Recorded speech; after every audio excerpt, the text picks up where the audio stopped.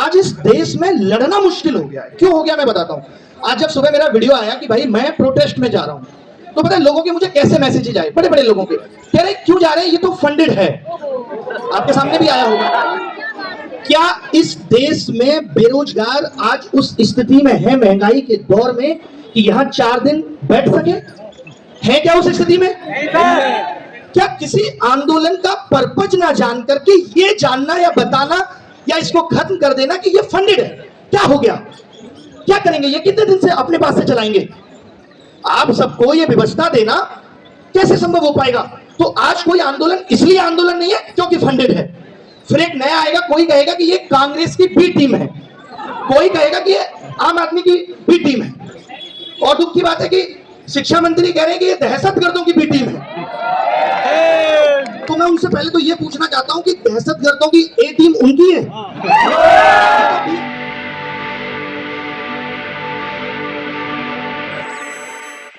और मैं आज अपने पिछले 10 साल के पूरे संघर्ष में जो मैंने कमियां सिस्टम में देखी, हम सब पे बात करें। आज पता है ऐसा कोई देश नहीं है जहां पे समस्याएं नहीं होती, या भारत में भी पहले समस्याएं नहीं थी। फिर लोग निकल के आते हैं और समस्याओं के लिए लड़ते हैं। इस देश में लड़ना मुश्किल हो गया है। क्यों हो गया मैं बताता हूं। आज जब सुबह मेरा वीडियो आया कि भाई मैं प्रोटेस्ट में जा रहा हूं, तो पता है लोगों के मुझे कैसे मैसेजेज आए, बड़े बड़े लोगों के, कह रहे क्यों जा रहे हैं, ये तो फंडेड है। आपके सामने भी आया होगा। क्या इस देश में बेरोजगार आज उस स्थिति में है, महंगाई के दौर में, कि यहां 4 दिन बैठ सके?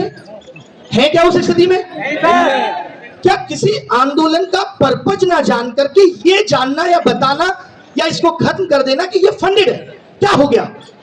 क्या करेंगे? ये कितने दिन से अपने पास से चलाएंगे? आप सबको ये व्यवस्था देना कैसे संभव हो पाएगा? तो आज कोई आंदोलन इसलिए आंदोलन नहीं है क्योंकि फंडेड है। फिर एक नया आएगा, कोई कहेगा कि ये कांग्रेस की बी टीम है, कोई कहेगा कि ये आम आदमी की बी टीम है। और दुख की बात है कि शिक्षा मंत्री कह रहे हैं कि ये दहशतगर्दों की बी टीम है। तो मैं उनसे पहले तो ये पूछना चाहता हूं कि दहशतगर्दों की ए टीम उनकी है? ये किसकी है? और हम सबने सुना राघव चिट्टा के मुंह से कि ए टीम किसकी है? हमने सुना बी टीम है। यहां पे आकर के मैं ऐसे लोगों से भी सवाल करना चाहता हूं आपको, जैसे इन्होंने कहा कि यहां पे किसी के पिताजी की कल उन पे अटैक हो गया। आज हर आंदोलन में ये डर है कि कुछ ऐसे असामाजिक तत्व तो आएंगे जो ये काम करेंगे ताकि आंदोलन का मूल जो है वो दब जाए। ये हर आंदोलन का डर है। और मैं मीडिया से भी ये कहता हूं कि आप इसी डर को क्यों दिखा रहे हैं? आज आप ट्विटर खोलिए तो उस पर क्या दिखाया जाएगा? एक लड़के को, मीडिया से मेरा मतलब यूट्यूब मीडिया से भी पकड़ लेंगे, इसको नीट की फुल फॉर्म नहीं पता। मैं तो कहता हूं कि ये अनपढ़ है, लेकिन इसको अपना इलाज तो कराना है ना, तो ये चाहता है देश में अच्छे डॉक्टर बने। इसको नीट की फुल फॉर्म पता है नहीं पता? अगर ये मीडिया उस वक्त होती तो शायद देश को आजादी नहीं मिलती, क्योंकि उस वक्त तो साक्षरता बहुत कम थी, उस वक्त लोग पढ़े लिखे नहीं थे। गांधी जी के आंदोलन में अगर आप लोगों के मुंह पे माइक लगा के पूछते हो, कहते फ्रीडम की फुल फॉर्म बताओ, फ्रीडम के बाद फायदा क्या होता, तो लोग शायद माइक पे बोलने से डरते, तब तो देश को आजादी नहीं मिल पाती। क्या हर एक ये जो नीट है ना, मैं आपको बताना चाहता हूं, नीट एक रिसेंट में हुआ मुद्दा है, लेकिन ये जो आवाज इन्होंने उठाई है या आप लोग जो आज यहाँ इकट्ठे हुए हो, ये 5-7 सालों का गुस्सा है जो पिछले 8 साल में 80 पेपर लीक हुए। नीट का पेपर ठीक से हो इसलिए इतने बड़े देश के प्रधानमंत्री को 45 मिनट के लिए रोक दिया जाता है, लेकिन पेपर लीक नहीं रोकेंगे। पेपर लीक तो उद्योग है, इससे हमें फायदा हो रहा है, ऊपर तक पैसा पहुंच रहा है। आप बताइए, आपने कभी बिहार के शिक्षा मंत्री को सुना है? आप कहेंगे उनको खुद ही नहीं पता कि वो शिक्षा मंत्री है कि स्वास्थ्य मंत्री है। देश का स्वास्थ्य मंत्री और शिक्षा मंत्री ही हाथों में ये जिम्मेदारी नहीं दी जा रही, तो क्या ये नेतृत्व पे सवाल खड़े नहीं करते? क्या आप किसी को भी उठा के स्वास्थ्य मंत्री बना दे रहे हैं जिसके खुद के स्वास्थ्य पे सवाल उठ रहे हैं? क्या शिक्षा मंत्री को शिक्षित नहीं होना चाहिए? इस देश के नेताओं को ऐसा लगने लगा है कि ना तो इस देश की शिक्षा व्यवस्था से उनको कोई मतलब है। आप बताइए, आपने कल परसों सुना होगा उड़ीसा में 1 से लेकर के 8वीं क्लास तक के बच्चों की किताब में 1678 बड़ी गलतियां पाई गई।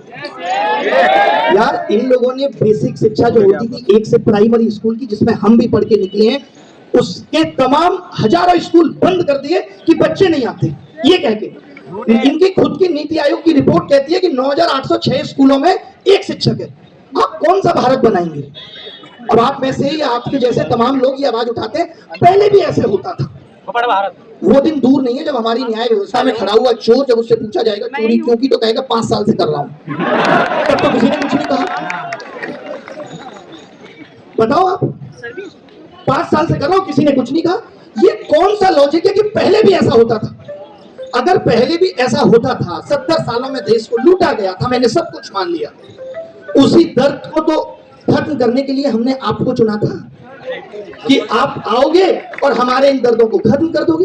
क्योंकि विपक्ष में बैठ के आपने इतनी खूबसूरत बातें की, महंगाई पे आप बोलते थे, पेपर लीक को उद्योग आप बताते थे, और आज जब आपके हाथ में सब कुछ सही करना है तो आप मूक बने बैठे हैं। उस 45 मिनट में जब प्रधानमंत्री जी खाली थे, तब तो बच्चों का दर्द बयां करते थे। हमने तो कभी मन की बात में युवाओं की बात नहीं सुनी, हमने तो कभी परीक्षा की चर्चा में असली मुद्दों की बात नहीं सुनी। किसको पड़ी है यहाँ कि ये पसीने में लथपथ होकर के आप या हम यहाँ आके चीख रहे हैं? किसको पड़ी है? अगर कुछ सब कुछ ठीक है तो हम यहाँ क्यों आते? और आप कहते हो कि ये बी टीम है इसलिए ऐसा हो रहा है, ये आंदोलन जानबूझ के कराए जा रहे हैं। किसी को नहीं पड़ी साहब, ये दर्द है हमारा, हमें मालूम है। हर जगह नीट का पेपर लीक कर देंगे, 25 बच्चे मर गए। साकेत के होटल में आग लग जाएगी, 22 लोग मर गए। लाइब्रेरी में आग लग जाएगी, 22 लोग मर गए। मजाक चल रहा है क्या देश में? बीएड का पेपर देने गए लोग बाहर फोटो स्टेट कराने आए, जहां खड़े थे गड्ढे में गिर गए। ये देश सुधारने आए थे आप? और सबसे कमाल की बात यह है कि आप जिस राम की बात करते हैं उसके चरित्र से आपने कुछ नहीं सीखा। वो रात में निकल के लोगों का दर्द दुख सुनते थे, आलोचना सुनते थे कि प्रजा क्यों मुझसे खुश नहीं है, और आप उस आवाज को खत्म करने का काम करते हैं। मैं उन लोगों से कहना चाहता हूं जो ट्विटर पे और यूट्यूब पे बहुत बड़े ज्ञानी बने हुए हैं और जो इस आंदोलन की सिर्फ कमियों को निकाल के बता रहे हैं, जैसे आज तुम ये कहते हो ना कि 70 सालों में देश पीछे चला गया, आगे आने वाले वक्त में हम कहेंगे कि 100 सालों में भी देश बहुत पीछे चला गया। चाइना 1980 में हमसे पीछे था और आज देख लीजिए कहां पहुंच गया। मैं ये कहता हूं कि 2014 से पहले कोई विश्वगुरु नहीं बोलता था अपने आप को। 2014 से पहले कोई नहीं कहता था कि 2047 में विकसित भारत बनाना है। ये सब तो सपने आपने हमें दिखाए, और अब आप कह रहे हैं उससे पहले ऐसा होता था इसलिए आप भी ऐसा करोगे। क्यों भाई? ये देश किसी के बाप की बपोती नहीं है, ये देश हम सबका है। कल आपने सुना होगा कि एक सीएम है एमपी के मोहन यादव जी, उनकी संपत्ति कई गुना हो गई है, 168 एकड़। सोचिए इस देश में इतनी सब चीजें हमारी आंखों के सामने हो रही हैं कि अधिकारी जमीन खरीदते हैं, वो जमीन रातों रात 3200 करोड़ की हो जाती है। अब बताइए जो बैठे लोग सत्ता में, उनको तो सब कुछ पता है, अगर वो इस तरीके से देश कब जाएंगे तो हमारे आपके लिए बचेगा क्या? हमारे आपके आने वाली पीढ़ी के लिए बचेगा? यहाँ तो अमीर और अमीर होता जा रहा है, सब कुछ 2 आदमी ले लेंगे, अडानी और अंबानी, हमारे आपके लिए कुछ नहीं बचेगा। और उसके बाद अगर आप आवाज उठाएंगे, आप अगर आवाज उठाएंगे तो आपकी आवाज को दबाने के लिए डिफेमेशन किए जाएंगे। पिछले 1 हफ्ते में मेरे ऊपर 2 डिफेमेशन केस हुए। मैंने खाली इतना बताया था कि फ्रोजन फूड का दौर चल रहा है, आपको 3-3, 4-4 महीने पुराना खाना खिलाया जा रहा है रेस्टोरेंट से, और वो खाना खा करके आप बीमार पड़ेंगे, आप हॉस्पिटल में जाएंगे, हॉस्पिटल में आपको हालात पता है क्या है। भाई एक बात बताइए, आप विकसित बनने की बात करते हैं, विकसित बनने के लिए शिक्षा और स्वास्थ्य 2 सबसे जरूरी चीजें हैं या नहीं? आज आपको यहाँ इलाज नहीं मिलेगा। पिछले 3 महीने की खबरें सुनाऊं तो आप कहेंगे कि एमपी में HIV का ब्लड चढ़ा दिया गया लोगों को। भारत की स्वास्थ्य व्यवस्था की हालत है। अभी कुछ दिन पहले 5 गर्भवती महिलाएं मर गई, इंजेक्शन में पानी डाल के चढ़ा दिया। सोचिए अभी ये खबरें कम है, जब ये नीट पेपर लीक से डॉक्टर पहुंचेंगे ना, नीट पेपर लीक से, तब कि फला डॉक्टर ने 1 किडनी निकाल ली, फला ने दोनों निकाल ली। तो ये हम जो देख पा रहे हैं आया भी इसीलिए होगी बताने की, जिस पेपर लीक को हम बहुत छोटा समझ रहे हैं कि क्या कहा जाएगा, नीट में 22-23 लाख लोगों के साथ गलत हुआ, लेकिन इस सिस्टम से अगर नकली डॉक्टर पैदा होंगे, इस सिस्टम से नकली इंजीनियर, ये खबरें हमारे आपके सामने आ रही है लगातार कि पुल गिर गया तो किसी नकली इंजीनियर नहीं बनाया होगा, कभी गिर गया। अब नकली पुलिस आएंगी, क्योंकि एसएससी के एग्जाम में धड़ल्ले से चीटिंग हो रही है, तो नकली पुलिस भी आएंगी। क्या ये नेशनल सिक्योरिटी पे खतरा नहीं है? आज इन्होंने कहा कि इतनी बड़ी भीड़ में पुलिस ठीक से व्यवस्था नहीं कर पा रही। क्यों? क्योंकि हमने पुलिस व्यवस्था को कमजोर बनाया, हमने ध्यान नहीं रखा अपने देश की पुलिस का। कि किसकी जिम्मेदारी थी?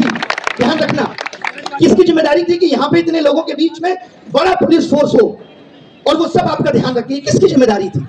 ये इस देश की सरकार की जिम्मेदारी थी। लेकिन सरकार किस पे चली गई? आउटसोर्सिंग पे। 4 साल के लिए आपको आर्मी में सेवा देने का मौका मिलेगा। अग्निवीर आपने सुना होगा। आपको रोजगार मेले का सच पता है क्या है? रोजगार मेले में रिपीटेडली सेम लोगों को, ऐसे में तमाम प्रूफ अभी आकर के यूट्यूब पे दिखाऊंगा, अभी सेम लोगों को जिसको पिछले साल मिला था, वो जो पत्र देते हैं प्रधानमंत्री जी, सेम आदमी को इस साल भी मिला है। आपको वहां से क्या दिखता है? रोजगार मेले में इतने लोगों को तो रोजगार दिया जा रहा है। यहाँ कॉन्ट्रैक्ट बेस पे नौकरी चल रही है, और वो कॉन्ट्रैक्ट कौन उठाएगा? गुजरात के ठेकेदार। वो कॉन्ट्रैक्ट उठाएंगे, उनको सरकार से 25,000 मिलेगा, और वो आप तक कितना पहुंचेगा? 15,000। उस केस में क्या होता है? आपने देखा होगा कितने लेबर आंदोलन हुआ नोएडा में। क्यों हुआ था? कि ठेकेदार बीच में कमीशन बहुत खा रहा था। और मुझे मोदी जी की 2014 की बात याद आती है। वो कहते थे कट कमीशन, करप्शन से देश घेरा हुआ है, हम इसे मिटा देंगे। भाइयों बहनों से ज्यादा कहते थे मित्रों। और उनके मित्रों में वो इमोशन था कि उस मित्रों से हमने समझ लिया। और आज जब ये दुख और बेचैनी अंदर है, तब याद आता है कि दुश्मन ना करे दोस्त ने वो काम। ये जो पेपर लीक चल रहा है, ये पेपर लीक एक बड़ा शब्द है, लेकिन पेपर लीक, जो लोग यहाँ पे काफी बुजुर्ग भी आए हैं जिनको पता ही नहीं होगा, सिर्फ देखने आए हैं, मैं उनको बताना चाहता हूँ कि ये पेपर लीक उद्योग है क्यों। आप मुझे एक बात बताइए, एक परीक्षा में आपको 100 प्रश्न पूछने और आपको पूरा 1 साल मिलता है, क्या आप वो 100 प्रश्न सही नहीं बना सकते? बना सकते। आप जानबूझ के एक पेपर में 100 में से 20, 25, 30 तक सवाल गलत पूछते हैं, और आप कहते हैं कि हर गलत सवाल पे जो बच्चा पेपर देगा उसको एक सवाल पे 100 रुपए देना होगा। आप सोचिए, ये एक बच्चे से 3-3 हजार रुपए वसूल रहे हैं। इन्होंने इस एग्जाम सिस्टम को धंधा बना दिया। यहाँ पे जो हमारे पुलिस मित्र या सीआईएसएफ या पीआईएसएफ वाले जो लोग सेलेक्ट होके आए हैं, उनको मालूम होगा कि कितना दर्द झेल के उनको ये वर्दी मिली, जबकि वो बहुत अच्छे थे पढ़ाई में, लेकिन हर बार सिस्टम की खामियों के चलते नहीं पहुंच पा रहे थे। इस देश का युवा इस देश की सेवा करना चाहता है, लेकिन आप अगर उसे मौका नहीं देंगे, मौका किसको मिल रहा है? इनके अपने लोगों को मौका मिल रहा है। 15,000 वैकेंसी में पता ही नहीं चलता कि कौन 15,000 लोग सेलेक्ट हुए। हमने कभी, आज सोचिए, मैं जब यहाँ स्टेज पे आ रहा था, मुझे बोला गया कि पहली लाइन यहाँ से शुरू करिएगा कि मैं किसी राजनीतिक दल के खिलाफ नहीं हूँ। क्यों कहना पड़ रहा है, मैं पूछना चाहता हूँ। क्योंकि आप कह देंगे ये राजनीति हो रही है यहाँ पे। चलिए मान लेते हैं पेपर लीक उद्योग को बंद करने के लिए राजनीति हो रही है, तो सही काम के लिए हो रही है या गलत काम के लिए हो रही है? सही काम है सर। आज अस्पतालों की हालत ये है, आप में से कितने लोग इस बात को रिलेट करेंगे कि जब आपके घर में कोई बड़ी समस्या आ जाए तो फाइनल ये कह दिया जाता है कि अब इसको दिल्ली रेफर करो एम्स में, कह दिया जाता है ना? Yes sir. क्या हम आजादी के 75 साल बाद, जिसको अमृतकाल कहा जा रहा है, उसमें एक हॉस्पिटल ही बना पाए ऐसा कि अब एम्स दिल्ली चले जाइए? दिल्ली एम्स की हालत पता है आपको क्या है? सुबह 3 बजे से लाइन लगती है, और ये क्या कह रहे हैं? ये कह रहे हैं कि 2047 में भारत विकसित हो जाए। आप लोग कितने लोग नेहरू बिहार में रहते होंगे? कोई रहता है? गांधी बिहार में रहते हैं? आप मुझे बताइए, अगर उसकी किसी बिल्डिंग में आग लग जाए तो बचना मुश्किल है? कोई नहीं बचे। आप भारत को विकसित बनाने की बात कर रहे हैं, और आप दिल्ली के एक कोने को विकसित नहीं बना पा रहे। अगर मुझे यहां से चंडीगढ़ जाना है और उस रास्ते में पानीपत आ ही नहीं रहा, इसका मतलब है कि मैंने गलत रास्ता पकड़ा। ये विकसित भारत का रास्ता हो ही नहीं सकता। आज से 15 साल पहले धनिया में एक महक आती थी, अदरक में एक महक आती थी, आज वो महक खत्म हो गई है, आज नहीं आती। क्यों? क्योंकि अदरक, धनिया, ये सब कुछ नकली बिक रहा है, सब कुछ एडल्ट्रेटेड है, केमिकल मिलाई जा रहा है। खाना आप खराब खाएंगे बाहर, रेस्टोरेंट में तो खाना मिल रहा है वो 2-2, 3-3 महीने पुराना है। पीछे जामा मस्जिद में कंपनियां मशीन से खाना बना रही है, वहीं से आता है फ्रोजन होकर। आप बीमार हो जाएंगे, आपको इलाज नहीं मिलेगा। बेसिक शिक्षा आपकी कमजोर है, आपको हॉस्पिटल व्यवस्था सही नहीं मिल रही, जिन बिल्डिंग्स में आप पढ़ने जा रहे हैं वो आग लग जा रही है। फिर सरकार क्या करती है? उसके बाद कमेटी बना दी। अभी साकेत के जब मालवीय नगर में आग लगी थी, 15 दिन तो हो गए ना, क्या आया कमेटी का रिजल्ट? कुछ नहीं। कमेटी तो सीसेट को लेकर भी बनी थी और उसने कहा था कि सीसेट नहीं होना चाहिए। तो ये सब कमेटी बनाना, एयरफोर्स से पेपर ले जाना, सिर्फ ध्यान भटकाने के लिए हो रहा है। सरकार की मंशा में कहीं ये नहीं दिख रहा कि हम इस सिस्टम को ठीक करना चाहते हैं। आप बताइए, अगर ये स्कूल व्यवस्था को ठीक करना चाहते हैं तो इनके ही मंत्री राजनाथ सिंह साहब, रक्षा मंत्री हैं, वो प्राइवेट स्कूलों का उद्घाटन करने क्यों पहुंचे? मैं पूछना चाहता हूँ, आप बताइए। आज मैं आपसे पूछना चाहता हूँ, यहाँ पे कुछ ऐसे बच्चे भी होंगे जो 12th करके आए हैं, आज भी बच्चा IIT कानपुर ही क्यों जाना चाहता है, पटना क्यों नहीं? IIT पटना नहीं जाना चाहता। तो मैं ये कह रहा हूं कि जो IIT पुराने थे, आज तो आप कहते हो डिजिटल इंडिया ऐसा, विश्वगुरु इंडिया ऐसा, आत्मनिर्भर इंडिया ऐसा, तो क्या उस दौर में आप नए IIT पुराने से बेहतर नहीं बना पाए? क्यों भाई? मोदी का कहना ये था। आज 2-2.5 करोड़ लोग 12th पास करके निकल रहे हैं। सोचिए, इन लोगों को पता चल रहा है, अब तो इन 18, 19 साल के लोगों को जब ये पता चल रहा है कि 10,000 करोड़ का घोटाला हो गया प्रधानमंत्री विकास कौशल योजना में। CAG रिपोर्ट कहती है ये। आपको पता है विकास कौशल योजना किसके तहत चलती है? स्किल डालने की जिम्मेदारी किसकी है?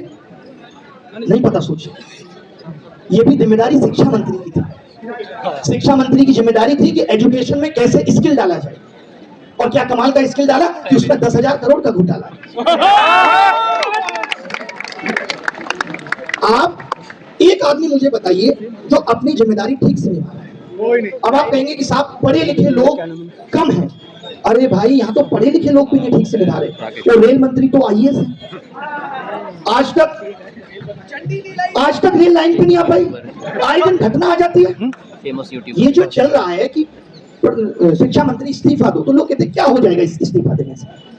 अगर आप ये सोच बना लेंगे ना कि क्या हो जाएगा, तब तो कुछ नहीं होगा, किसी से कुछ नहीं होगा। नीट पेपर देने से क्या हो जाएगा? डॉक्टर बन जाएंगे ना। डॉक्टर बनने से क्या हो जाएगा? 10 साल नौकरी कर लेंगे, नौकरी करने से क्या हो जाएगा? शादी हो जाएगी, बच्चे हो जाएंगे। एक दिन तो आपको चले ही जाना, यही सोच लीजिए। जब कुछ नहीं होगा किसी चीज से, तो अगर किसी चीज से कुछ होगा ही नहीं, ये सोच लिया जाए। भाई, आज हम कहते हैं ना कि लोगों ने आवाज नहीं उठाई। आवाज कौन नहीं उठाता? सोच किसकी खत्म हो जाती है जब मर जाता है? जिसका जमीर खत्म नहीं, जिसकी सांसें नहीं रहती। हमारी सांसें हम बोलेंगे। आज इस प्रोटेस्ट में नहीं आएंगे बिजनेसमैन, उनको पता है कि उन्होंने गलत तरीके से पैसा कमाया है, सरकार ED और CBI छोड़ देगी। नहीं आएंगे, नहीं आएंगे नेता आने से डरते हैं कि इनका प्रोटेस्ट खराब हो जाएगा। अगर इस प्रोटेस्ट में कोई भी नेता आ जाए तो ये कहने जाएगा चलो ये इस पार्टी के लिए हो रहा है। इससे ज्यादा दुखद कुछ नहीं हो सकता। जब मैं भी आ रहा था तो कुछ लोगों ने मुझे कई सारी चीजें दी कि साहब इन चीजों पे बोलना। कुछ लोगों ने मुझे ये भी कहा, पता है कि अब क्यों जा रहे हो, आंदोलन में दम नहीं है। मैंने कहा तभी तो मेरा फर्ज है कि मैं दम डालूंगा। कि अगर युवाओं की बात हो रही है, अगर मुद्दों की बात हो रही है, अगर उन चीजों की बात हो रही है जो देश का भविष्य है, जिससे भारत एक विकसित नेशन बनेगा, राष्ट्र का निर्माण होगा। आज लोगों को क्या प्रॉब्लम है? ये जेन जी जनरेशन आ गई, अजीबोगरीब करती है। ये वो जनरेशन आपको अजीबोगरीब लगती है। और ब्लिंकिट कैसा लगता है? 8 मिनट में नारियल का पानी आपके सर के ऊपर फेंक के मार देता है, वो आपको ऐसा लगता है। मतलब आप इस जनरेशन की अच्छी चीजों को स्वीकार करेंगे नहीं, और ये जनरेशन में आपको कमियां दिख रही हैं। अरे इसका अंदाज है, ऐसे इसका अंदाज है इस तरीके से रिप्रेजेंट करना अपने आप को। अच्छी बात है, आज से पहले आंदोलन होते थे तो वही लोग पहुंचते थे जो प्रभावित होते थे। मैं खुश हूं इस जनरेशन से कि जो प्रभावित नहीं है, लेकिन उतना दूर का सोच पा रही है कि कल को हमारे लिए भी दिक्कतें होंगी। तो ये अच्छी बात है, ये खूबसूरती है इस आंदोलन की। लोग एक्सेप्ट नहीं कर पा रहे, बात की इस जनरेशन को एक्सेप्ट नहीं कर पा रहे। कुछ लोग एक वीडियो जारी कर देंगे कि ये LGBT आंदोलन में क्यों आ गए? देश के नागरिक नहीं है, उनको वोट देने का अधिकार नहीं है। क्यों नहीं होंगे वो? हर कोई किसी को होना चाहिए आंदोलन का हिस्सा, वो क्यों नहीं होंगे? अब इनको देख लीजिए, इन्होंने एक्सेप्ट कर लिया मोबाइल कल्चर। पानी, थोड़ा पानी वानी पी लेंगे, थोड़ा भी बोलेंगे 10 मिनट।